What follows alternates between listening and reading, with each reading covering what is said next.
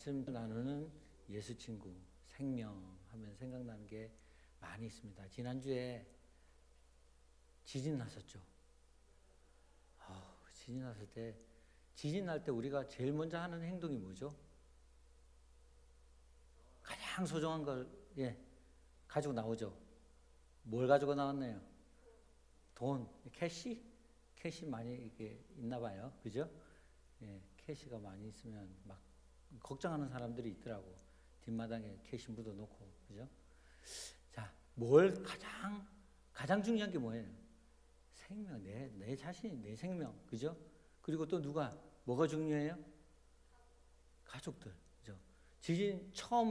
지난주에 처음 지진 났을 때, 낮인가? 그때 났을 때, 지진이야! 그리고 저는 애들을 데리고, 우리 어머니를 데리고 나왔는데 와이프가 없더라고. 여보! 그러고 있는데 와이프는 침대에 누워 있었어요.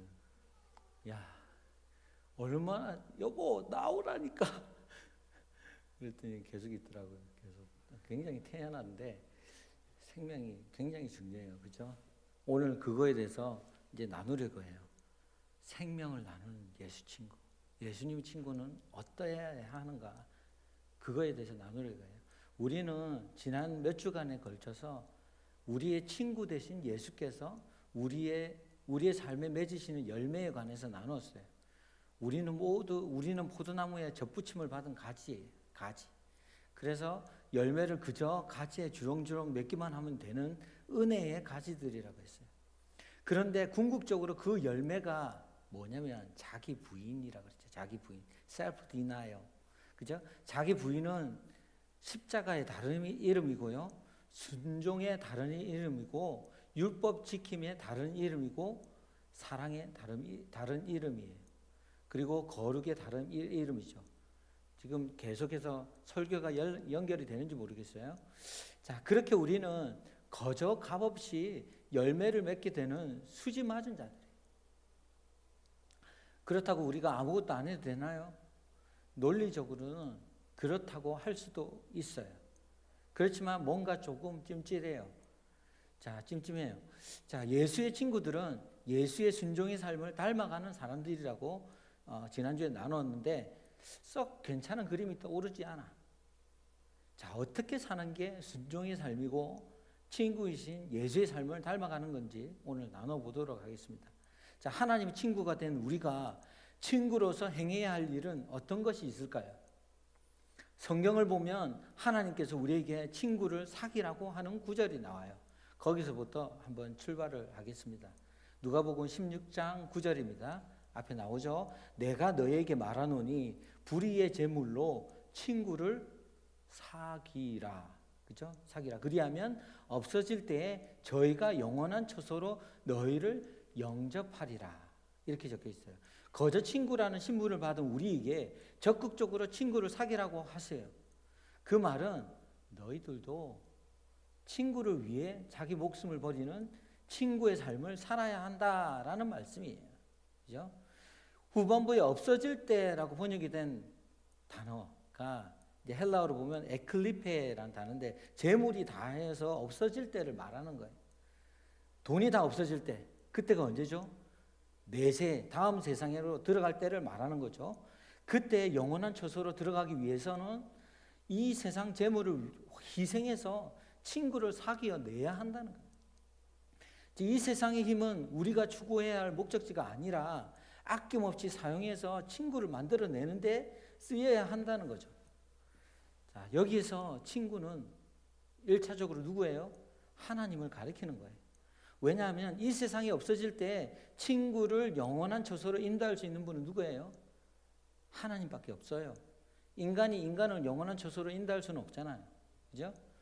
거기에 대해서 좀 더 구체적으로 살펴보도록 할 텐데요. 윗구절이 들어있는 불의한 청지기의 비유를 한번 보겠습니다. 구절이 좀 긴데 누가복음 16장 1절부터 13절이에요. 돌아가면서 한번 읽어볼게요.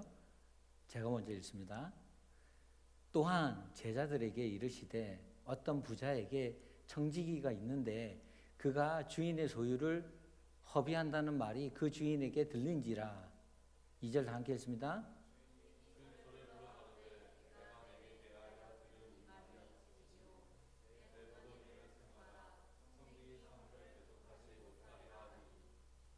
청지기가 속으로 이르되 주인이 내 직분을 빼앗으니 내가 무엇을 할꼬? 땅을 파자니 힘이 없고 빌어먹자니 부끄럽구나.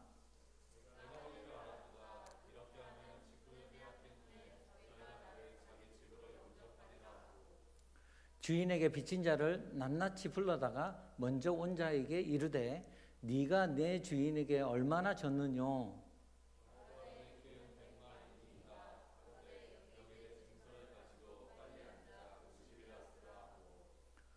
또 다른 이에게 이르되 너는 얼마나 졌느뇨? 가로되 밀백석이니이다. 이르되 여기 내 증서를 가지고 80이라 쓰라 하였는지라.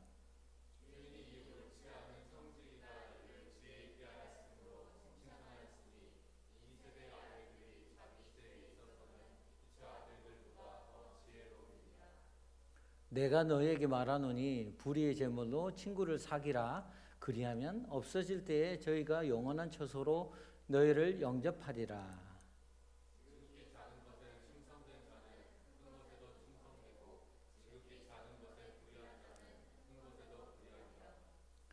너희가 만일 불의한 제물에 충성치 아니하면 누가 참된 것으로 너희에게 맡기겠느냐?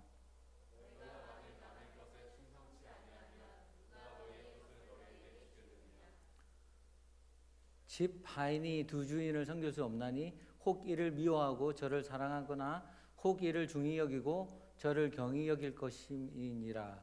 너희가 하나님과 재물을 겸하여 섬길 수 없느니라. 그죠? 자, 이 불의한 그 청지기 비유를 들어본 적이 있죠. 그죠? 자, 그 비유는, 이 청지기 비유는 그 뒤에 붙어 있는, 잘 들으셔야 돼요. 거지 나사로와 부자의 비유와 한 쌍이에요. 한 쌍이고, 그 앞에 잃어버린 양의 비유와 잃어버린 10드라크마, 10코인, 그죠? 드라크마의 비유, 그리고 탕자의 비유에 이어지는 비유예요. 자, 1절에 보면 또한이라고 번역이 된 데카이라는 말이 and also라는 뜻이에요. 자, 앞에 세 비유와 뒤에 두 비유가 시간적으로 이어지고 있다는 것을 보여주는 거예요. 무슨 말이냐면 지금 앞에 세 비유는 하나님은 잃어버린 당신의 자녀를 반드시 찾아내고야 말겠다는 것을 설명하고 있는 거예요. 자, 잘 보세요. 100마리의 양 중에 잃어버린 한 마리, 그죠? 10코인, 10드라크마 코인 중에 잃어버린 한 드라크마 코인, 그 다음에 두 아들 중에서 잃어버린 한 아들, 이렇게 점점 더 소중하고 가치 있는 것으로 강조되고 있는 거예요. 그 비유들의 결론은 뭐냐면 하물며 하나님이 잃어버린 자녀들을 그분이 얼마나 애타게 찾으실 거고 구원해 내겠느냐는 거죠. 그리고는 다시 두 비유를 붙여셔서 그렇게 확실하게 구원받은 하나님 백성들이 어떻게 살아야 하는지 설명을 해주고 있는 거예요. 1절을 보면 마치 청지기가 주어인 것처럼 보이죠. 그죠? 그러나 원문을 보면 이 비유의 주어는 누구냐면 부자예요. 자, 부자가 자기의 종에게 하고 싶은 말을 이야기로 각색을 해놓은 거죠. 그 부자는 하나님 아버지를 상징하고 있어요. 이 구절의 원어를 종합해서 이렇게 의역을 해보면 이렇습니다. 종이 주인의 뜻을 거스려서 행함으로 말미암아 주인의 평판이 땅에 떨어지고 그 주인이 모으려고 의도했던 주인의 소유가 다 흩어졌다. 뭐 그런 뜻이에요. 자, 그 말은 주인의 재산을 종이 허비했다는 재산이나 재물에 관한 이야기가 아니라 하나님의 백성에게 맡겨진 선교적 사명에 관한 이야기예요. 선교적 사명. 마태복음 28장 19절 20절 보면 이렇게 적혀 있어요. 잘 아는 구절이죠. 그러므로 너희는 가서 모든 족속으로 제자를 삼아 아버지와 아들과 성령의 이름으로 세례를 주고 20절 다 함께 읽습니다.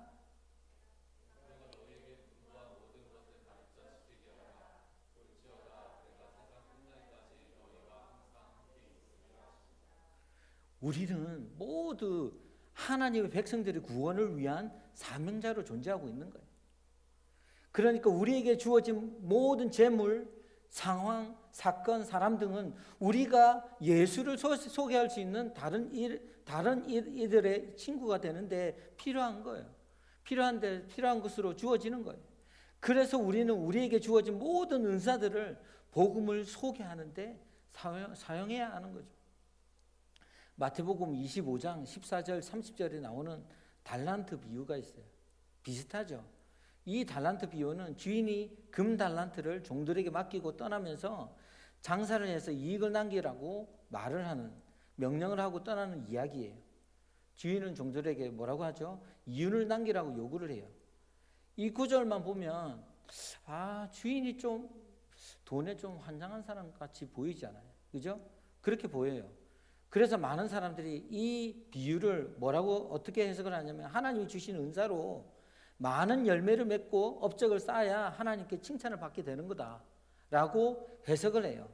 그러나 여기요, 잘 들어보세요. 여기 금 한 달란트는 결코 작은 액수가 아니에요. 금 한 달란트는 노동자가 20년을 일한 임금에 해당하는 금액이에요. 그러니까 이 비유는 무슨 의미냐면 하나님께서 우리에게 주신 은혜는 상상도 할 수 없는 그런 값진 건데, 그 은사가 보기에 커 보이거나 작아 보이거나 연연하지 말고 하나님의 말씀에 순종하는 삶을 사는 게 성도의 최선이라는 걸 보여주고 있는 거예요. 주인이 종들에게 명령을 내리고 사라진 장면이 있죠. 그건 주님이 우리에게 다시 오실 것을 약속하시면서 땅 끝까지 이르러 내 증인이 되라는 명령을 하고 가시는 그 모습을 연상케 해요. 그런 명령을 받은 우리는 주인 명령에 순종하면서 살아야겠죠. 그죠? 자, 그렇게 살아야 하는 거죠. 자, 마태복음 25장 29절에 보면 이런 말씀이 있습니다. 무릇 있는 자는 받아 풍족하게 되고 없는 자는 그 있는 것까지 빼앗기리라는 말씀이 있습니다. 자, 그 말은 하나님이 주신 은사로 많은 업적을 남기면 큰 상을 받을 거고, 그렇지 못하면 쪽박 차게 될 거야, 그런 말이 아니에요.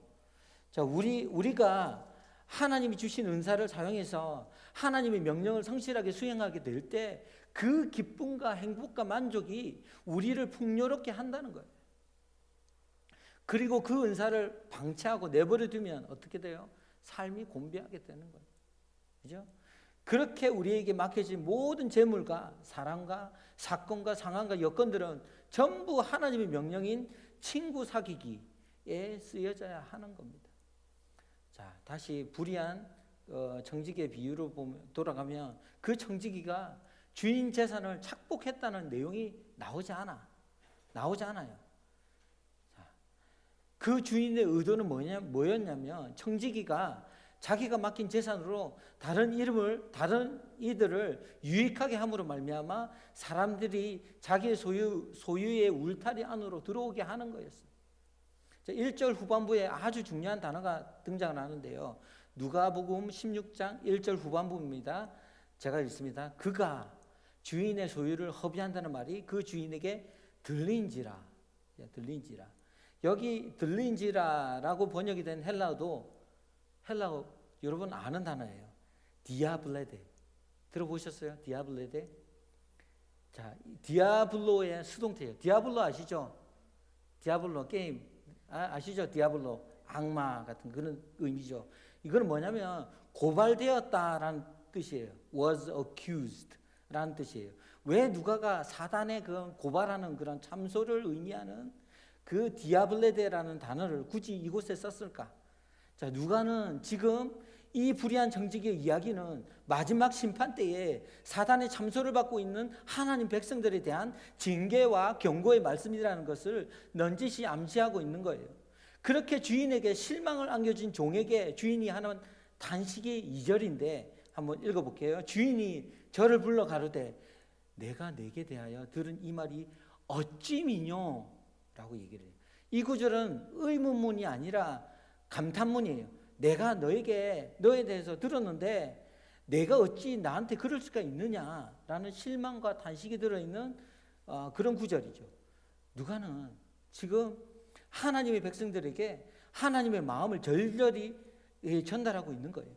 심판대 앞에서 당신 자녀를 참수하는 사단의 고발을 받아야 하는 하나님 마음이 어떻겠어요? 하나님 마음이 어떻겠어요? 그걸 미리 작은 그림으로 보여주고 있는 거예요. 그렇게 종말의 일을 미리 알게 된 종이 자신이 심판을 당하기 전에 해야 할 일이 뭔지 알게 됐어요. 알게 된 거예요. 누가복음 16장 4절입니다. 자, 내가 할 일을 알았도다. 내가 할 일을 알았어. 청지기가 자기의 심판날 당할 일이 어떤 건지를 다 알게 되었어요. 그러자 자기가 이 세상에서 뭘 해야 하다가 가야 되는지를 고민하기 시작하는 거죠. 그래서 드디어 그가 어떤 일을 시작하는데 그 일이 뭐냐면 빚진 자들을 불러다가 그 빚을 다 탕감해주는, 깎아주는 거였어요. 불의한 정직이 이야기의 5절 이하로 보면 이래요. 누가복음 16장 5절 이하입니다. 돌아가면서 읽을게요. 주인에게 빚진 자를 낱낱이 불러다가 먼저 온 자에게 이르되 내가 내 주인에게 얼마나 졌느뇨. 6절 다 함께 읽습니다.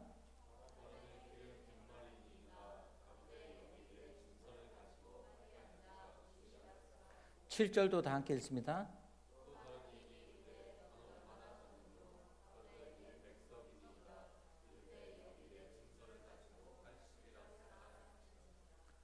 자, 여기 기름이라고 번역이 된 단어는 뭐냐면 감람나무 기름이에요. 감람나무 기름.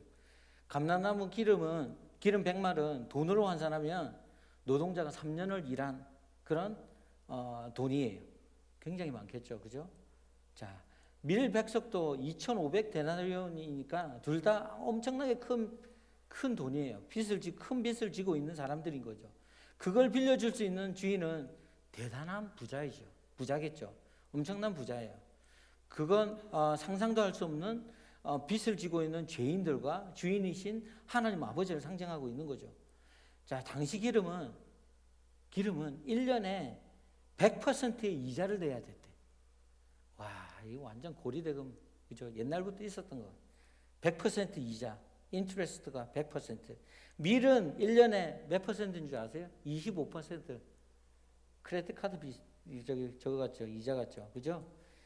그 이자를 내야 됐어요. 그 이자를 청지기가 착복했다는 말이 없어. 그런 말이 없어요. 청지기는 주인에게 잘 보이기 위해서 높은 이자를 받아서 주인의 소유를 불리려고 했을 뿐이에요. 그러나 이제 주인의 뜻이 그게 아니구나 라는 것을 알게 되었다. 그 종은 그 주인의 뜻을 알고 나서 그 빚진 자들 불러다가 이자를 탕감해 주는 거예요. 그렇게 종이 주인의 재산을 가지고 다른 이들의 친구가 되고 있을 때 주인이 비로소 칭찬을 합니다. 16장 8절이에요. 누가복음. 주인이 이 옳지 않는 청지기가 일을 지혜 있게 하였으므로 칭찬하였으니. 그죠?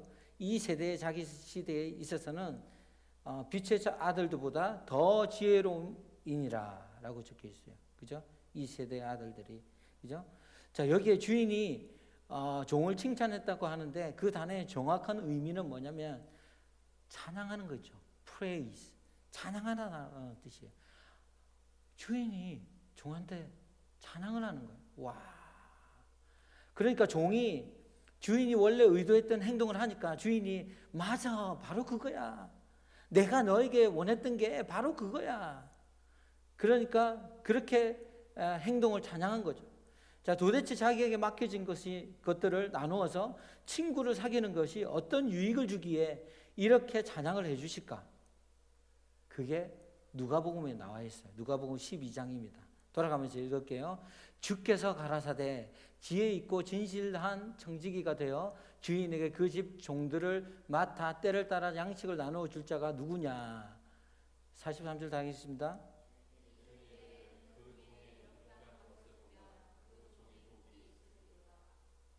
내가 참으로 너에게 이르노니 주인이 그 모든 소유를 저에게 맡기리라.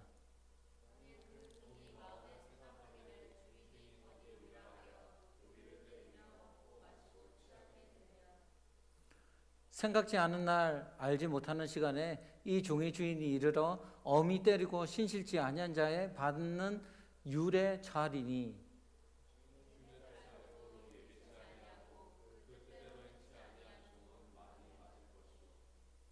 자, 여기 43절에 이렇게 하는 것에서의 하다라고 번역이 된 헬라어도 포이에요라는 단어예요. 포이에요. 혹시 포이에마라는 단어 들어보셨어요? 포이에마 들어봤죠? 풍산교한 분들은 들어봤을 텐데, 포이에마, 나의 걸작품이다 할 때 포이에마, 걸작품, 창조물, 하나님 창조물 얘기할 때, 그죠? 포이에요는 창조하다, 치유하다 그런 뜻이에요. 그런 의미의 단어예요. 자, 우리는 하나님이 우리 각자에게 맡기신 그 힘과 은사들을 이웃을 섬기고 나누는데 쓸 때 치유와 창조가 일어난다는 거예요. 그게 하나님의 친구들이 이 땅에서 하는 일이에요. 잘 보세요. 진실하고 충성된 청지기는 주인의 소유를 주인의 종들에게 때를 따라 잘 나누어 주어서 주인의 평판을 높이는 사람들이에요. 자, 그들에게는 주인이 모든 소유를 맡기신다고 하세요. 하나님의 뜻대로 이웃을 섬기는 삶을 잘 살아서 하나님의 친구들을 치유하고 하나님의 친구들의 새로운 창조에 동참하는 그런 하나님의 종들은 하늘의 모든 것을 상속받게 된다는 거죠. 그들이 진짜 하나님의 친구라는 겁니다. 하나님 친구. 그죠? 그런데 주인의 소유로 다른 이들을 어떻게 해요? 오히려 주눅들게 하고 피해를 주는 것은 참된 종의 모습이 아니라는 거예요. 부자가 되거나 높은 명예를 쌓아서 내가 하나님의 자랑이 되겠다라는 청년들이 많아. 내가 부자가 되면, 내가 로또를 맞으면, 그죠? 내가 하나님을 잘 섬길게요. 여러분, 그런 생각은 버리셔야 돼요. 자, 하나님은 그런 걸 절대 기뻐하지 않으세요. 하나님이 기뻐하시는 삶은 당신이 주신 은사를 사용해서 땅 끝까지 이르러서 하나님의 친구들을 모으라는 하나님 말씀에 순종하는 삶이에요. 내 뜻과 내 비전 내려놓는 거예요. 그리고 하나님의 뜻과 비전을 성취하는 자로 사는 그 삶, 그게 하나님의 친구의 삶이에요.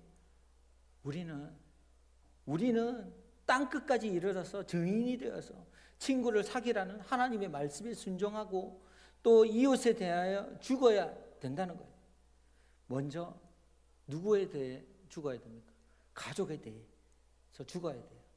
가족들에 제일 힘들죠. 가족들에 대해서 죽어야 돼요. 내가 속한 공동체에 함께하는 아직 연약한 지체들에 대해서 죽어야 돼요. 내 모든 은사와 소유를 다 동원해서 그들을 친구로 삼아야 돼요. 그런데 조금 이상하지요. 하나님은 그 어떤 인간도 이웃을 위해 기꺼이 자발적으로 목숨을 내어놓을 수 없다는 걸 알아. 그걸 다 알아. 누구보다도 잘 알아요. 그래서 하나님은 도저히 불가능한 우리를 위해서 당신의 아들을 죽이시고 우리를 친구로 삼으셨어요. 그런데 그런 당신의 친구들에게 친구를 사귀라고 말씀을 하셨다. 그건 무슨 의미일까요? 반드시 그 친구들도 예수처럼 자기를 부인하고 친구의 유익을 위해 자신의 것을 비워내는 자로 만들어 버리시겠다는 하나님의 의지가 담겨져 있는 거예요. 그런데 잘 안 돼요. 그런데 잘 안 돼. 그래서 하나님이 도우시는 거예요. 그게 신앙생활입니다. 그게 신앙생활이에요. 다른 거 없어요. 우리는 날마다 죽는 거예요. 사도 바울이 그랬죠. I die every day. 나는 날마다 죽노라. 그렇게 얘기를 해요. 우리가 한 번 죽을 때 하나님의 친구 한 명이 돌아와요. 우리가 두 번 죽을 때 하나님 친구 둘이 돌아와요. 그걸 생각한다면 기꺼이 죽어줄 수 있잖아. 기꺼이 죽어줄 수 있잖아요. 그게 잘 안 될 때 뭐 하라고? 기도하라고. 기도하라고. 기도하는 사람은 반드시 죽습니다. 반드시 져요. 예를 한 들어볼까요? 청년 둘이 싸움을 했다고 해보세요. 한 사람은 기도를 했고 한 사람은 기도를 하지 않아요. 누가 먼저 사과를 할까? 우리가 사소한 일로 다툰 후에 기도를 하면 하나님께서 우리에게 반드시 이렇게 말씀을 하세요. 네가 져줘라. 네가 져줘라. 기도만 하면 지라고 하시는데 어떻게 이깁니까? 져주는 거예요. 그러나 그게 승리예요. 영적 승리. 다시 한번 말씀드리는데 여러분에게 맡겨진 모든 은사와 소유를 들어서 친구를 사귀세요. 그게 여러분의 미래를 준비하는 길이라는 걸 기억하시고 그렇게 사시는 우리 청년 여러분들이 되기를 주님의 이름으로 축원합니다. 우리 함께 기도하겠습니다. 하나님 감사합니다. 오늘 말씀을 통해서 정직의 비유를 통해서 우리의 모든 삶을 다해서 사람을 살리는 그런 일들을 우리가 살아낼 수 있도록 하나님 우리 청년들을 다듬어 주시고 지어져 가시는 그 하나님께 붙들려 있을 수 있도록 하나님 인도하여 주시옵소서. 감사합니다. 예수님의 이름으로.